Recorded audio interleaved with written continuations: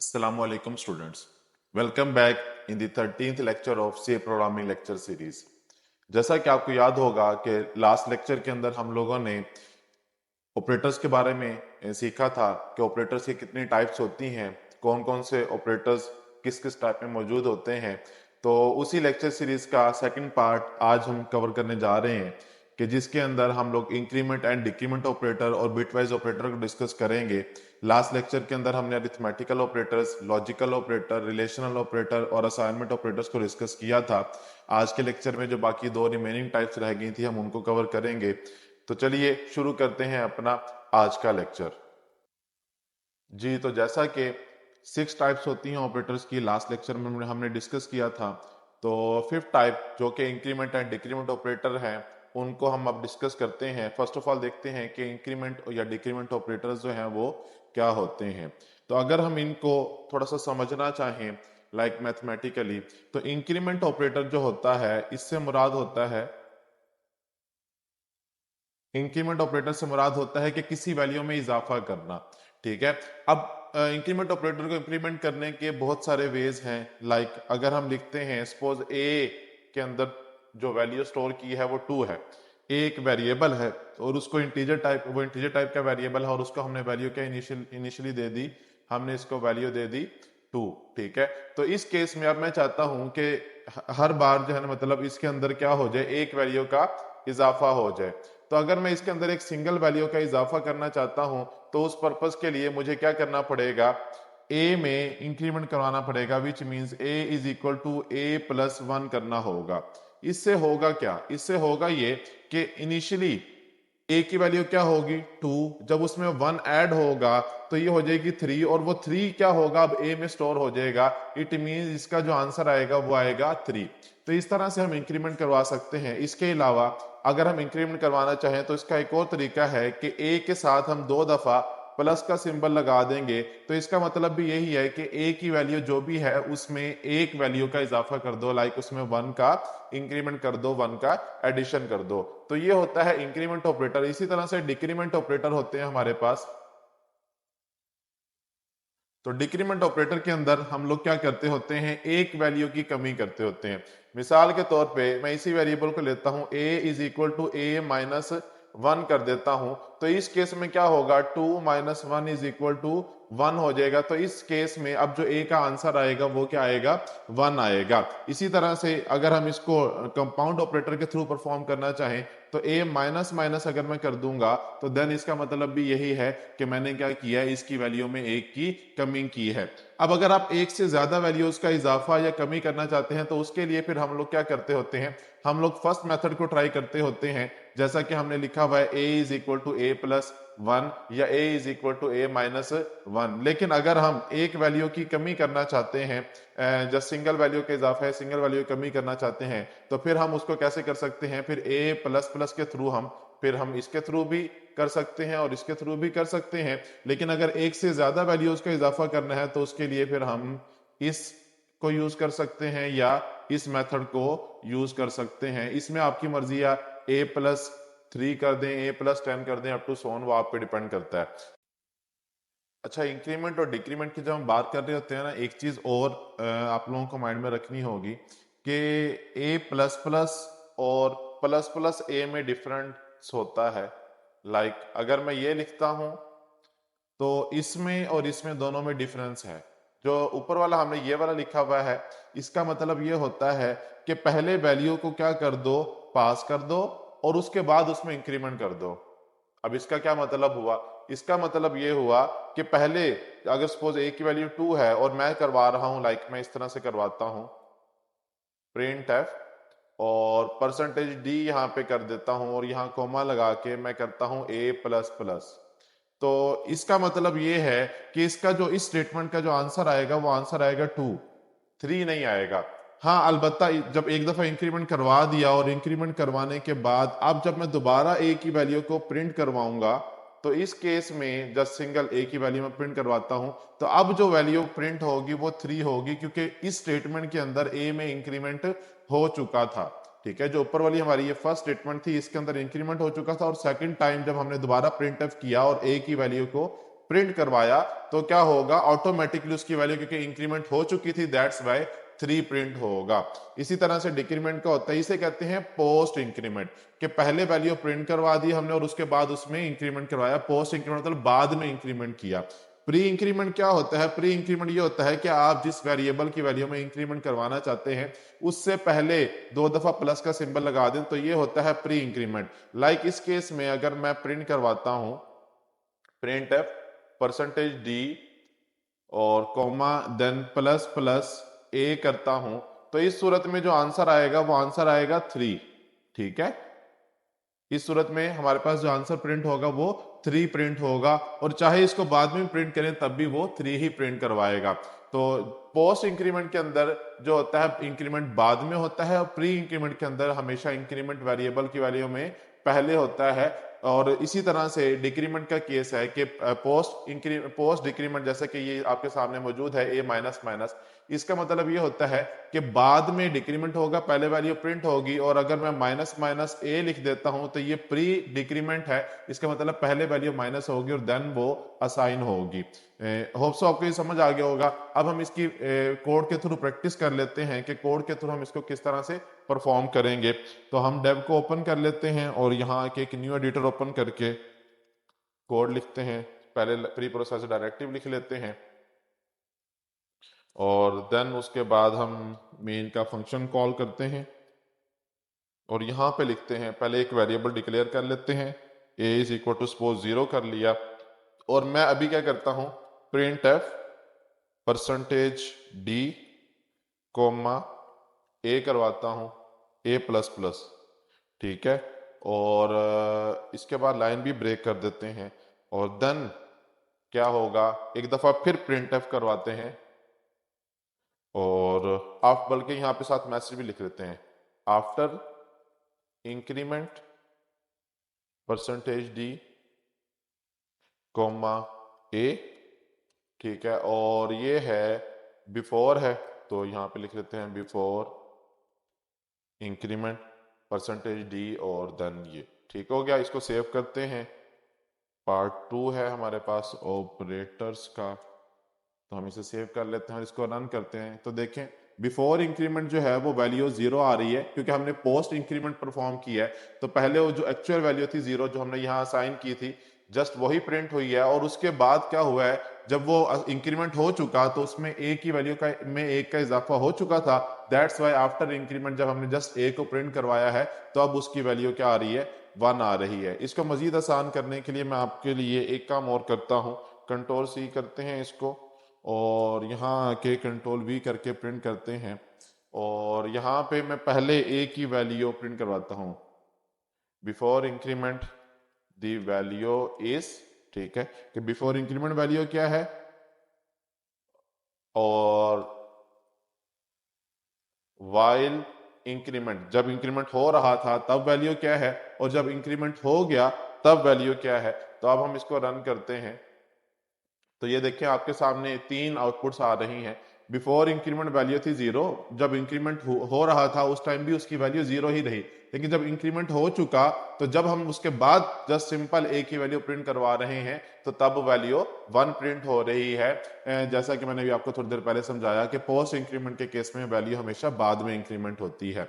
अब हम pre increment को थोड़ा सा देख लेते हैं कि मैं ये प्लस प्लस का सिंबल जो है ये पहले लगा देता हूं ए से पहले। तो इस केस में अब जो नीचे वाली वाइल इंक्रीमेंट और आफ्टर इंक्रीमेंट वाली स्टेटमेंट है, इसका आंसर क्या आएगा, 1 आएगा, जबकि सिर्फ जो पहले before increment the value is, इसका आंसर जो है वो 0 आएगा। तो ये देखिए आपके सामने है कि इस केस में जो पहली स्टेटमेंट है उसका आंसर 0 आ रहा है, लेकिन जब वो इंक्रीमेंट कर रहा था तब भी 1 आया, और जब उसने इंक्रीमेंट परफॉर्म कर लिया तब भी ए की वैल्यू क्या थी, 1 थी। तो इसे कहते हैं प्री इंक्रीमेंट। सिमिलरली डिक्रीमेंट होता है, अगर हम प्री डिक्रीमेंट की बात करें, और मैं क्या करता हूं ए को ना इनिशियली कोई वैल्यू देता हूं, सपोज 10 दे देते हैं हम इसको वैल्यू है ना, और अब हम इसको प्रिंट करवाएं तो 10, उसके बाद 9 प्रिंट होगा, देन दोबारा 9 प्रिंट होगा। तो ये देखें जी, इनिशियली वैल्यू 10 थी, डिक्रीमेंट जब हो रहा था तब भी 9 हो गई, और जब डिक्रीमेंट हो चुका था तब ए की वैल्यू प्रिंट करवाई तब भी 9 थी। इट मींस कि उसकी वैल्यू में एक की कमी हो चुकी थी। ये है प्री डिक्रीमेंट। और अब हम पोस्ट डिक्रीमेंट की अगर बात करें तो यहाँ पर जब हम ए के बाद माइनस माइनस लगाएंगे तो इस केस में देखिएगा कि पहली दोनों का आंसर जो है वो 10 आ रहा है, और जो थर्ड स्टेटमेंट है जब डिक्रीमेंट हो चुका तब आंसर क्या आ रहा है, 9 आ रहा है। तो इसे कहते हैं post increment, pre increment, post decrement and pre decrement. उसके बाद अब हम चलते हैं बिटवाइज ऑपरेटर्स की तरफ कि बिटवाइज ऑपरेटर्स क्या होते हैं और किस तरह से काम करते हैं। तो बिटवाइज ऑपरेटर्स की अगर हम बात करें तो 6 किस्म के बिटवाइज ऑपरेटर होते हैं। जैसा कि 6 पॉइंट में अगर आप यहाँ पे देखें तो सबसे पहले एंड होता है, देन और होता है, देन हमारे पास जो है एक्सऑर होता है, देन निगेशन होता है, देन लेफ्ट और राइट ऑपरेटर होते हैं। तो वन बाय वन हम इनको कोड के थ्रू भी डिस्कस कर लेते हैं। पहले इनको अंडरस्टैंड कर लेते हैं कि किस ऑपरेटर का क्या मतलब होता है। ठीक है, तो फर्स्ट ऑफ ऑल हम एंड ऑपरेटर से स्टार्ट करते हैं कि एंड ऑपरेटर क्या होता है और कैसे काम करता है। तो जिस तरह से आप लोगों ने इफ एल्स के अगर कभी देखे हो या लॉजिक गेट्स आप लोगों ने पढ़े हुए होंगे कभी लाइफ में, तो लॉजिक गेट्स के अंदर क्या होता है, एक चीज होती है कि एंड गेट होता है, और गेट होता है, नॉट गेट होता है, एक्स और गेट होता है, एक्स एंड गेट होता है। सिमिलरली बिटवाइज ऑपरेटर्स के अंदर हमारे पास क्या होते हैं, एंड और एक्स और नॉट ऑपरेटर्स वगैरह मौजूद होते हैं। बेसिकली एंड ऑपरेटर क्या करता है, अगर मैं आपको लॉजिक गेट्स की फॉर्म में थोड़ा सा इसको एक्सप्लेन करूं तो एंड के केस में सपोज हमारे पास दो इनपुट्स हैं, एक है ए और दूसरी है बी। ठीक है, और ए जो इनपुट है उसके हमारे पास क्या है, 0 0 1 1 और ये 0 1 0 1। ठीक है, कि ये क्या है कि ए और बी जब दोनों जीरो होंगे उस वक्त एंड की आउटपुट क्या आएगी, ए एंड बी की अगर हम बात करें, ए एंड बी की अगर हम बात करें तो आउटपुट हमारे पास क्या आएगी, 0 0 0 ही होगा। 0 1 भी 0 होता है एंड के केस में, 1 0 भी 0 होता है, और 1 1 हमेशा क्या होता है, 1 होता है। विच मीन्स एंड के केस में जब तक दोनों बिट्स 1 नहीं होंगी, दोनों मतलब लाइक अगर इसका मैं सर्किट ड्रॉ करना चाहूँ, डायग्राम के थ्रू आपको ये एक्सप्लेन करना चाहूँ तो ये कुछ इस तरह से इसकी डायग्राम होती है। इट मीन्स ए और बी ये दो इनपुट्स हैं, जब तक ये दोनों इनपुट्स 1 नहीं होंगी, आउटपुट 1 नहीं होगी। इट मीन्स अगर मैं यहाँ पे एक छोटा सा बल्ब ड्रॉ करूं और मैं ये कहूं कि ये वाला जो बल्ब है ये ऑन होगा तब जब यहाँ ये दोनों स्विचेस जो हैं वो ऑन हो गए, मतलब यहाँ से भी वैल्यू 1 यहाँ से भी वैल्यू 1 होगी, तो उस केस में ये बल्ब क्या हो जाएगा, रोशन हो जाएगा। अदरवाइज जो है दोनों में से कोई एक भी जीरो हुई तो ये बल्ब नहीं जलेगा। तो बेसिकली ये होता है एंड गेट। और गेट की अगर हम बात करें तो और के केस में कुछ ऐसा होता है कि अगर मैं इसको एंड से और में कन्वर्ट कर दूं तो और के केस में ऐसा होता है कि 0 0 0 होता है, जबकि 0 1 क्या हो जाता है, 1 हो जाता है, और 1 0 भी 1 होता है, और 1 1 भी 1 होता है। तो और के केस में जो टेबल बनता है वो कुछ इस तरह से बनता है, 0 1 1 एंड 1, विच मीन्स दोनों में से कोई एक भी अगर लाइक ये 0 है और ये 1 है तब भी बल्ब क्या हो जाएगा, वो जल जाएगा, बल्ब रोशन हो जाएगा। लेकिन अगर दोनों ही 0 होंगे तो उस केस में बल्ब रोशन नहीं होगा, लाइट ऑन नहीं होगी। ठीक है, तो ये होता है और हमारे पास। सिमिलरली अगर हम बिटवाइज ऑपरेटर्स की बात करें तो प्रोग्रामिंग के अंदर हमारे पास बिटवाइज ऑपरेटर्स में अगर हम ये कहें कि हमारे पास दो वेरिएबल हैं, a इज इक्वल टू 5 है, b is equal to suppose 3 है। ठीक है, और हम चाहते हैं इन दोनों के ऊपर एंड ऑपरेशन परफॉर्म करना। तो एंड ऑपरेशन परफॉर्म करने के लिए हमें पहले इन दोनों की बिट्स का मालूम होना जरूरी है।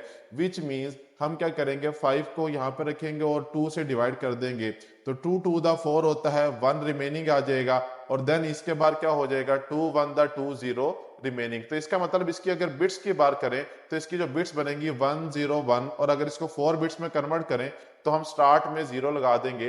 तो जो 5 है उसको अगर बिट्स फॉर्म में रिप्रेजेंट करना चाहें तो बिट्स फॉर्म में 5 की वैल्यू क्या होती है, 0 1 0 1। सिमिलरली अगर हम 3 की बात करें तो 3 को 2 से डिवाइड करें, 2 1 द 2 1 रिमेनिंग, इसका मतलब 1 1 आ जाएगा, और 4 बिट्स में कन्वर्ट करें तो ये 0 0 दो दफा पहले इससे पहले 2 0 लगा देंगे, तो ये क्या वैल्यू हो जाएगी, ये 3 की वैल्यू हो जाएगी, ये वैल्यू हमारे पास आ जाएगी 3 की। तो ये बिट्स हैं 3 की और ये वाली बिट्स हैं 5 की। अब हम क्या करना चाहते हैं, दोनों के ऊपर एंड ऑपरेशन परफॉर्म करना चाहते हैं। मिसाल के तौर पे मैं एक वेरिएबल बनाता हूं सपोज रिजल्ट के नाम से, और उसमें क्या करता हूं, ए एंड बी कर देता हूं। तो अब क्या होगा, 0 1 0 1 एंड 0011। कंप्यूटर बेसिकली इसको इस तरह से देख रहा होता है, वो ये नहीं देखता 5 एंड 3 है, वो देखता है इनकी बिट्स को। तो बिट्स यहाँ पे लिखे जाएंगे, और बिट्स में जैसा कि अभी हमने टेबल में डिस्कस किया, लाइक अगर मैं कंपेयर करना चाहूँ 0101 और 0011,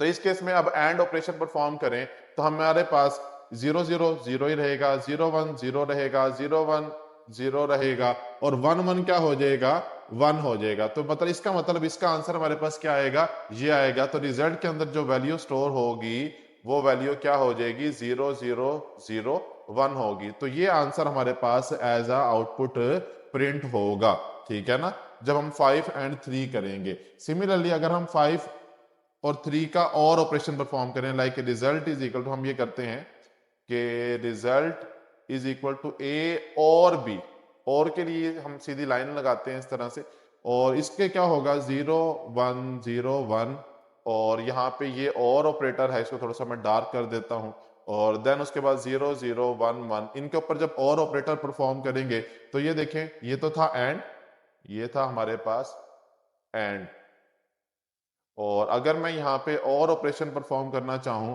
तो 00 रहेगा, 101 हो जाएगा, 01 हो जाएगा, 111 हो जाएगा। इट मींस इसका जो आंसर आएगा वो आएगा 0111। तो रिजल्ट की जो वैल्यू होगी वो हमारे पास क्या आएगी, 0111 आएगी।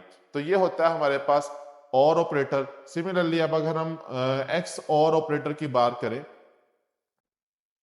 तो एक्स और बेसिकली किसको बोलते हैं, हम एक्सक्लूसिव और को बोलते हैं। इसका मतलब क्या है कि एक्सक्लूसिव और से मुराद ये होता है कि जब दोनों बिट्स डिफरेंट होंगी तो आंसर हमारे पास क्या आ रहा होगा, पॉजिटिव आ रहा होगा, लेकिन अगर दोनों बिट्स सेम होंगी तो आंसर नेगेटिव आ रहा होगा। मिसाल के तौर पे अगर मैं इसको थोड़ा सा आपको यहाँ पे समझाना चाहूँ तो एक्स और जो है वो कुछ इस तरह से काम करता है, एक्स और, ठीक है, मिसाल के तौर पे ए और बी है हमारे पास 0011 0101, ठीक है। और इस केस में अगर हम इस पे एक्स और को इंप्लीमेंट करते हैं, एक्स और को इंप्लीमेंट करते हैं तो 00 रहेगा, 01 हो जाएगा, 101 हो जाएगा, और 110 हो जाएगा। जब दोनों बिट्स सेम होंगी तो उस केस में आंसर आएगा 0। जब दोनों में से कोई एक बिट भी 1 होगी या ट्रू होगी तो उस केस में जो आंसर आ रहा होगा वो 1 आएगा। अब अगर हम like a is equal to 5 और b इज इक्वल टू 3 वाले केस में ही हम अगर देखें तो इसका आंसर था हमारे पास 0 1 और 0 1, जबकि 3 की वैल्यू क्या थी, 0 0 1 1। अब इसके ऊपर जब एक्सक्लूसिव और इंप्लीमेंट करेंगे 0 0 हमारे पास 0 रहेगा, 0 1 1 हो जाएगा, 1 0 1 हो जाएगा, 1 1 0 हो जाएगा। तो बेसिकली इसका जो रिजल्ट आएगा वो हमारे पास कुछ इस तरह से आएगा। एक्सक्लूसिव और का रिजल्ट जो है हमारे पास कुछ इस तरह से आएगा। इसके बाद अगर हम बात करें कि निगेशन की, कि निगेशन किस तरह से इंप्लीमेंट होती है, तो निगेशन क्योंकि इन्वर्ट ऑपरेशन होता है कि उसमें क्या होता है, बिट्स इन्वर्ट हो जाती हैं, तो इसीलिए वो हम नॉर्मली क्या कर रहे होते हैं, सिंगल इनपुट के ऊपर जो है ना अप्लाई हो रही होती है। मिसाल के तौर पे ए की वैल्यूज की अगर बात करूं 0 1, तो अगर 0 है तो 1 हो जाएगी, 1 है तो इस केस में क्योंकि ये कंप्लीमेंट परफॉर्म कर रहा होता है तो 1 को वो क्या कर देगा, यहाँ पे 2 रिजल्ट दे रहा होगा लेकिन नेगेटिव होगा। अभी इस बात को हम समझते हैं कि ये क्या स्टोरी है, -2 किस तरह से आएगा और -2 का मतलब क्या होता है। बेसिकली यहाँ पर जो है वो 2's कंप्लीमेंट परफॉर्म हो रहा होता है निगेशन के केस में। निगेशन को हम टिल्डा के सिंबल से जाहिर करते हैं। अगर आप कीबोर्ड पर देखें तो आपके कीबोर्ड पर जो टैब का बटन है उससे ऊपर 1 से पहले जो बटन मौजूद है उसके ऊपर ये टिल्डा का सिंबल जो है वो बना हुआ है। आप वहां से इस सिंबल को जो है ना वो टाइप कर सकते हैं अपने कंपाइलर के ऊपर। अब हम थोड़ा सा इसको समझ लेते हैं। मिसाल के तौर पे अगर हम कहते हैं सपोज a की वैल्यू क्या है, 5 है, 5 का मतलब इसकी अगर बिट्स की बात करें 0 1 0 1 है, तो इसका आंसर नॉर्मली हमें निगेशन की बात करें, अगर हम ये कहें कि अगर सपोज a पॉजिटिव है तो उसकी वैल्यू है 5, और अगर a नेगेटिव हो जाता है, नेगेटिव a हो जाता है तो उसकी आंसर होता है -5। नॉर्मली तो हम ये कह रहे होते हैं। निगेशन से मुराद ये होता है कि आपने क्या करना होता है, टूज कंप्लीमेंट परफॉर्म करना होता है इसका। अब टूज कंप्लीमेंट का मतलब कुछ ये होता है कि आपने क्या करना है, इसकी वैल्यूज को, जो भी आपके पास वैल्यूज आ रही हैं, आपने निगेशन के केस में इसको निगेशन ए से कन्वर्ट कर देना है। उस केस में आपके पास जो वन है, वो जो जीरो है वो वन बन जाएगा, और जो वन है वो जीरो बन जाएगा। इट मींस इस सूरत में पहली वैल्यू वन हो जाएगी, दूसरी जीरो, फिर वन हो जाएगी, फिर जीरो। तो जो आंसर आएगा वो कुछ इस तरह से आएगा। लेकिन अगर मैथमेटिकल फॉर्म में मैं बात करना चाहूं कि मैथमेटिकली जब हम इसका प्रोग्राम बनाएंगे और उसको रन करेंगे, तो उस केस में हमारे पास जो आंसर आएगा वो किस तरह से आएगा, वो बेसिकली इस तरह होता है कि इसका टूज कंप्लीमेंट लिया जाता है कि पहले वैल्यू जो है ना, जो हमारे पास एक्चुअल उसकी बिट्स आ रही होती हैं, उनमें क्या होता है, वन का इंक्रीमेंट किया जाता है, लाइक 0 1 0 1, और इसमें वन का इजाफा किया जाएगा। तो जब बाइनरी ऑपरेशन परफॉर्म करते हैं, तो नंबर सिस्टम अगर आप लोगों ने कभी लाइफ में पढ़े हुए हैं, तो आपने एक चीज पढ़ी होगी कि बाइनरी सिस्टम के अंदर वन और वन को अगर हम आपस में ऐड करें, तो इसका आंसर होता है 0, और वन कैरी हो जाता है, मतलब 10 हो जाता है ये। तो वन कैरी हुआ, तो यहाँ पे 0 1 1 हो जाएगा, ये भी 1 और ये भी 0। अब अगर हम इसको देखें तो इसकी वैल्यू क्या बनती है, इसको अगर हम चेक करना चाहें कि 0 1 1 0 का मतलब क्या है, ये मैथमेटिकली नंबर सिस्टम के अंदर हमें क्या डिनोट कर रहा होता है। तो उसके लिए हम 4 बिट सिस्टम के अंदर एक काम करते हैं कि हम लोग 2 रेज टू पावर 4 है ना, तो 2 रेज टू पावर 4 को हम किस तरह से डिनोट करते हैं, 8 4 2 और 1 से। ठीक है, अब हम क्या करते हैं, जो हमारे पास ये आंसर आ रहा है इसको यहाँ पे लिखते हैं, तो 0 1 1 और 0। इट मींस 4 और 2 को हमने प्लस कर देना है, तो इसका मतलब इसका आंसर क्या आएगा, 6 आएगा। तो जब हम इस प्रोग्राम को रन करेंगे कि a इज इक्वल टू 5 देंगे और निगेशन a के साथ उसको प्रिंट करवाएंगे, तो जो आंसर आएगा वो हमारे पास 6 आएगा। बट 6 पॉजिटिव नहीं होगा, नेगेटिव आएगा। क्यों नेगेटिव आएगा, क्योंकि इसमें एक चीज जो आपने समझनी थी, जो हमारे पास एक्चुअल जो बिट्स थी 0 1 0 1 5 की जो एक्चुअल बिट्स की, सबसे पहले हम उसका वंस कंप्लीमेंट लेते हैं। तो वंस कंप्लीमेंट का मतलब ये होता है कि हमने इन बिट्स को इन्वर्ट कर देना है, उलट देना है। जहां 0 है वहां 1 कर देना है, जहां 1 है वहां 0 कर देना है। तो 1 0 1 0। तो जब हमारे पास ये 1 0 1 0 से कन्वर्ट हो गई हैं, चेंज हो गई हैं, तो इस केस में अब जो हमारे पास ये पहले नंबर वाली बिट होती है, ये हमें बताती है कि ये जो आंसर है ये पॉजिटिव होगा या नेगेटिव होगा। तो अब हम इसमें जब +1 करते हैं, तो हमारे पास कुछ इस तरह से रिजल्ट आएंगे, 1 0 1 और 1।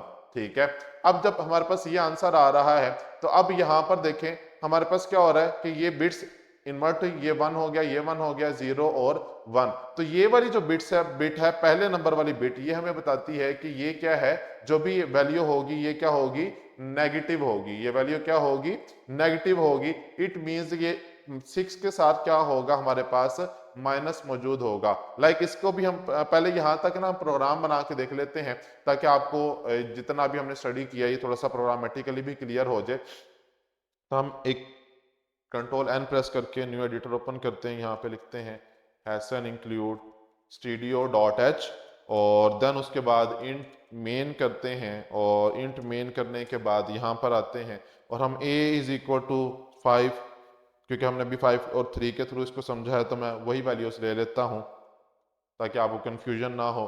आप इसके अलावा कोई भी ऑपरेशन यूज करना चाहें, कोई भी वैल्यूज यूज करना चाहें, आप कर सकते हैं। बट उसके लिए आपको नंबर सिस्टम का नॉलेज होना जरूरी है कि कौन सी वैल्यूज 4 बिट में डील होती हैं, कौन सी 8 बिट्स में डील होती हैं, कौन सी 16 बिट्स में डील होती हैं। तो वो रेंज थोड़ी अंडरस्टैंड करना जरूरी है। तो वो अगर आप लोग कहेंगे तो उस पर मैं नंबर सिस्टम पर एक अलग से लेक्चर जो है ना वो बना दूंगा। तो फिलहाल हम क्या करते हैं, प्रिंट एफ, और मैं ये करता हूं कि सबसे पहले एंड ऑपरेशन परफॉर्म करना है, result of bit wise and operation is. ठीक है, और यहाँ पे क्या करेंगे हम, %d कर देते हैं, तो कोमा a एंड b कर देंगे हम यहाँ पे। तो अब जब हम इसको रन करेंगे, कंट्रोल एस करते हैं और रन करेंगे, तो हमारे सामने जो रिजल्ट आएगा वो देखें 1 आ रहा है। 1 का मतलब कि अगर हम इससे पहले, अगर आप याद हो, लाइक मैं आपको ये दिखाऊं, तो यहाँ पर अगर आप लोग देखें इस केस में तो देखिए एंड का आंसर जो आ रहा था 5 और 3 को जब हमने एंड करवाया तो आंसर क्या आ रहा था 1 आ रहा था। इट मीन इससे पहले क्या है जीरोज मौजूद हैं। तो बिट अगर हम इसकी देखें तो एक ही सिंगल बिट है जो सेम है, इसलिए इसका आंसर क्या आ रहा है 1 आ रहा है। और अगर मैं यहाँ पर और ऑपरेशन परफॉर्म करूँ, और ऑपरेशन हम यहाँ पे परफॉर्म करते हैं, ठीक है, और यहाँ पे भी एंड की जगह मैं लिख देता हूँ और। तो और ऑपरेशन के केस में जब हम इसको रन करेंगे तो देखें आंसर हमारे पास क्या आ रहा है 7 आ रहा है। अब 7 का मतलब क्या है, थोड़ा सा मैं आपको ये क्लियर कर दूं क्योंकि हम उसको बिट्स में अंडरस्टैंड कर रहे थे, ठीक है। तो वापस यहीं पे आते हैं, 7 कैसे बन रहा है। अगर इसकी आप बिट्स चेक करें, ठीक है, ये जो आपके सामने मौजूद है इसकी बिट्स चेक करें 8 4 2 1, तो देखें 4 2 और 1 को सम करें तो आंसर क्या आता है आपके पास 7 आता है। दैट्स वाई वो आपको इंटीजर फॉर्म में, क्योंकि परसेंटेज डी किया हुआ है हमने, तो हमें बाइनरी फॉर्म में नहीं, वो डेसिमल फॉर्म में आंसर दे रहा है। तो डेसिमल में इसकी वैल्यू क्या बनती है 7 बनती है। दैट्स वाई आपको जो रिजल्ट मिल रहा है वो क्या मिल रहा है 7 मिल रहा है। जब हम और ऑपरेशन परफॉर्म करते हैं 5 एंड 3 के ऊपर तो हमारे पास जो रिजल्ट आता है वो क्या आता है 7 आता है। लाइक थोड़ा सा मैग्नीफाई करके भी मैं आपको दिखा देता हूँ कि ये जो रिजल्ट आ रहा है ये क्या आ रहा है 7 आ रहा है। ये देखें जी रिजल्ट आपके पास क्या आ रहा है 7 आ रहा है, ठीक है। अब अगर हम यहां पर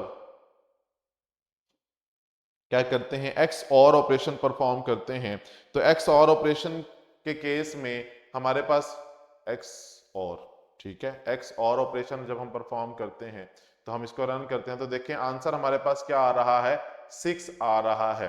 तो अब 6 कैसे आया, इसके लिए हम दोबारा वापस यहाँ पे आते हैं। जब हमने एक्स और ऑपरेशन को स्टडी किया तो एक्स और ऑपरेशन के केस में आंसर क्या आ रहा था 0 1 1 0, और जब हमने इन बिट्स को कन्वर्ट किया था तो हमारे पास क्या बन रहा था 6 बन रहा था। तो दैट्स वाई इस केस में हमारे पास जो आंसर आता है वो आता है 6 आता है। लाइक ये देखें 0 1 1 0 आ रहा था, तो 0 1 1 0 को 0 1 1 0 को कन्वर्ट करते हैं तो आंसर क्या आता है हमारे पास 6 आता है डेसिमल फॉर्म में। तो इसीलिए जो हमारे पास इस प्रोग्राम की आउटपुट आ रही है जब हम एक्स और ऑपरेटर 5 और 3 पर अप्लाई कर रहे हैं तो जो आउटपुट आ रही है वो 6 आ रही है। होप सो आपको ये बात समझ आई होगी कि 6 जो है वो किस तरह से आए। देखें इसकी जो आउटपुट आ रही है एक्स और ऑपरेशन की वो आ रही है 6।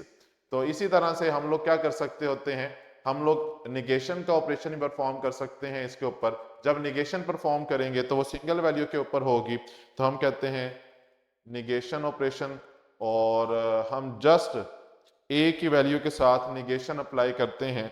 और जब इसको अब हम रन करेंगे तो हमारे पास जो आंसर आएगा, क्योंकि ए की वैल्यू 5 है तो आंसर क्या आएगा -6 आएगा, जैसा कि आपके सामने स्क्रीन पर आंसर मौजूद है कि ये देखें इसका आंसर क्या आ रहा है -6 आ रहा है, कि बिट वाइज निगेशन का आंसर -6 आता है।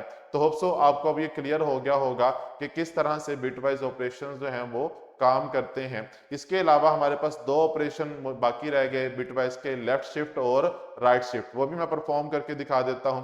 लेफ्ट शिफ्ट और राइट शिफ्ट को पहले हम थोड़ा सा मैथमेटिकली अंडरस्टैंड कर लेते हैं, जिस तरह से हमने बाकी ऑपरेशंस को अंडरस्टैंड किया कि लेफ्ट शिफ्ट से क्या मुराद है और राइट शिफ्ट से क्या मुराद है। मिसाल के तौर पे अभी हमने ए की वैल्यू कैलकुलेट की थी, जब ए की वैल्यू 5 थी तो 0 1 0 1 आ रहा था, ठीक है ना। तो इसका मतलब ये है 4 बिट सिस्टम। अगर मैं इसको कन्वर्ट करूं 8 बिट सिस्टम के अंदर तो 8 ये है 4 बिट, और अगर मैं इसको कन्वर्ट करता हूं 8 बिट सिस्टम के अंदर तो 8 बिट सिस्टम के अंदर इसकी वैल्यू क्या हो जाएगी, ये जो वैल्यू आ रही है 0 1 0 1, इससे पहले 4 बिट्स और लगानी है तो वो हम 0 लगा देते हैं। अब बेसिकली जो हमारे पास लेफ्ट शिफ्ट होता है जिसको कि हम इस सिंबल से जाहिर करते हैं, इसको बोलते हैं लेफ्ट शिफ्ट, ठीक है, बिटवाइज लेफ्ट शिफ्ट ऑपरेटर बोलते हैं हम लोग। तो इसका मतलब ये है कि ये जितनी भी बिट्स हैं ये क्या हो जाएंगी, यहां पर शिफ्ट होंगी, इस तरफ शिफ्ट होंगी। तो जितनी वैल्यूज से हमने इनको शिफ्ट करवाना हो, 2 से 3 से 4 से, हम क्या करेंगे वो वैल्यू असाइन कर देंगे इस ऑपरेटर के साथ, तो उतनी वैल्यू शिफ्ट हो जाएंगी। मिसाल के तौर पे मैं लिखता हूं ए लेफ्ट शिफ्ट 2, तो इसका मतलब ये होगा कि ये जो ए की वैल्यू है इसको 2 बिट्स शिफ्ट कर दो, विच मींस कि इसका जो आंसर हमारे पास आ रहा होगा वो कुछ इस तरह होगा 0 0 वैसे का वैसे, उसके बाद ये वाली बिट्स पहले आएंगी ये जो हमारे पास ये बिट्स मौजूद हैं ये वाली ये आएंगी 0 1 0 1 और ये जो दो बिट्स थी ये कहां चली जाएंगी, यहां पर आ जाएंगी हमारे पास 0 0 हो जाएंगी। तो इस तरह से क्या हुआ कि ये वाली बिट्स कहां होंगे, लेफ्ट साइड पर शिफ्ट हो गए। इसी तरह से अगर राइट शिफ्ट हमने परफॉर्म करना हो तो राइट शिफ्ट के लिए इसी जो हमारे पास ये आंसर आया इसको मैं कहता हूँ राइट शिफ्ट परफॉर्म करना है और उसके लिए हमारे पास जो सिंबल होता है वो ये होता है और 2 से मैं कहता हूँ राइट शिफ्ट परफॉर्म करना है। तो उस केस में ये वैल्यू वापस से क्या बन जाएगी, ये वाली वैल्यू बन जाएगी। ये वाली जो 4 बिट्स थी ये क्या होंगी, राइट साइड पे शिफ्ट होंगी। तो राइट साइड पे जब शिफ्ट होंगी 0 0 और ये वाली बिट कहाँ आ जाएगी, अब ये वाली जो बिट थी ये यहाँ आ जाएगी और ये वाली बिट यहाँ आ जाएगी। तो यहाँ पे 0 0 हो जाएगा और ये दोनों बिट्स जो थी वो इस साइड पर ट्रांसफर होंगी। तो यहाँ पे 0, उसके बाद यहाँ पे ये 1 और ये वाली आगे ट्रांसफर होगी तो ये 0 और ये वाली जब आगे ट्रांसफर होगी यहाँ पर तो ये 1। तो वापस से हमारे पास ये कुछ इस तरह से बन जाएगी। प्रोग्रामेटिकली हम इस बात को समझते हैं, दोबारा देखते हैं। तो कोड में जो आंसर आ रहा होगा वो डेसिमल की फॉर्म के हम परसेंटेज डी कर रहे हैं तो डेसिमल की फॉर्म में आ रहा होगा। तो मैं आपको 8 बिट्स के थ्रू भी डेसिमल कैसे कैलकुलेट करते हैं वो भी अभी बता दूंगा। फर्स्ट ऑफ ऑल हम क्या करते हैं, यहाँ से निगेशन खत्म करते हैं और यहाँ पे लेफ्ट शिफ्ट करके 2 करते हैं। तो ए की वैल्यू में क्या हो जाएगी, यहाँ कहते हैं लेफ्ट शिफ्ट। ठीक है, लेफ्ट शिफ्ट के बाद हम आंसर इसका प्रिंट करवाते हैं, रन करते हैं। तो ये देखें आंसर क्या आ रहा है, 20 आ रहा है। अब 20 कैसे आया, अगर मैं आपको थोड़ा सा 20 की कहानी समझाऊं, क्योंकि डेसिमल में वैल्यू है तो 20 का मतलब ये होता है कि ये आंसर आया था ना हमारे पास 0 0 0 1 0 1 0 0। अब 8 बिट सिस्टम की अगर हम बात करें तो 2⁻8 की अगर हम बात करें तो फर्स्ट ऑफ ऑल 1 2 8 64 32 16 8 4 2 और 1। ठीक है, तो ये इस तरह से होता है। अब 28 वाली बिट भी 0 है, 64 वाली भी 0 है, 32 वाली भी 0 है, 16 वाली क्या है 1 है। तो 16 प्लस उसके बाद 1 कहां पे आ रहा है 4 पे, तो 16 प्लस 4 इज इक्वल टू कितना होता है 20। दैट्स वाई जो आंसर हमारे पास आ रहा है जब लेफ्ट शिफ्ट हमने परफॉर्म किया ए के ऊपर वो क्या आ रहा है 20 आ रहा है। जैसा कि मैं दोबारा कोड पे जाता हूं आपको दिखाता हूं। तो ये देखें ए की वैल्यू अभी क्या है 5 है और जब मैंने ए के ऊपर लेफ्ट शिफ्ट परफॉर्म किया है तो लेफ्ट शिफ्ट परफॉर्म करने के बाद इसकी वैल्यू 5 के बजाय क्या हो गई है 20 हो गई है। अगर मैं आपको मैग्नीफायर की मदद से थोड़ा सा मैग्नीफाई करके दिखाऊं ये, तो आप लोग ये देख सकते हैं कि इसकी वैल्यू क्या हो गई है 20 हो गई है कि जब हमने लेफ्ट शिफ्ट परफॉर्म किया। अब इसी मैं क्या करता हूं ए को वैल्यू देता हूं 20 और इस पे राइट शिफ्ट परफॉर्म करूंगा तो देखिएगा वापस से आंसर क्या आएगा 5 आएगा। हम इसको परफॉर्म करते हैं, ए की वैल्यू यहाँ पे इनिशियलाइज में क्या कर देता हूँ 20 कर देता हूँ, बी के भी हमें जरूरत नहीं है तो इसे हम खत्म कर देते हैं फिलहाल। ठीक है, और इस पे मैं राइट शिफ्ट परफॉर्म करता हूं और जब राइट शिफ्ट परफॉर्म करूंगा तो उस केस में अब 20 का आंसर जो आएगा वो 5 आएगा। ये देखें आपके सामने स्क्रीन पर मौजूद है कि 20 का जो आंसर आ रहा है राइट शिफ्ट परफॉर्म करने से वो क्या आ रहा है वापस से 5 आ रहा है। विच मींस जो बिट्स हमारी क्या हुई थी लेफ्ट साइड पे शिफ्ट हुई थी वो वापस से राइट साइड पे शिफ्ट हो गई हैं। तो ये था बेसिकली हमारे पास बिटवाइज ऑपरेटर्स और increment and decrement operator. Hope so आपको आज का लेक्चर पसंद आया होगा। इंशाल्लाह नेक्स्ट वीडियो में आपके साथ कंट्रोल स्टेटमेंट्स के टॉपिक के साथ मुलाकात होगी और इस टॉपिक में अगर किसी का कोई इशू हो तो आप लोग कमेंट सेक्शन में मुझसे पूछ सकते हैं, डिस्कस कर सकते हैं। इंशाल्लाह मैं कोशिश करूंगा आपके इश्यूज को एड्रेस कर सकूं। अगर आपको हमारी वीडियोस पसंद आ रही हैं तो हमारे चैनल को लाइक करना, सब्सक्राइब करना और वीडियोस को शेयर करना मत भूलिएगा।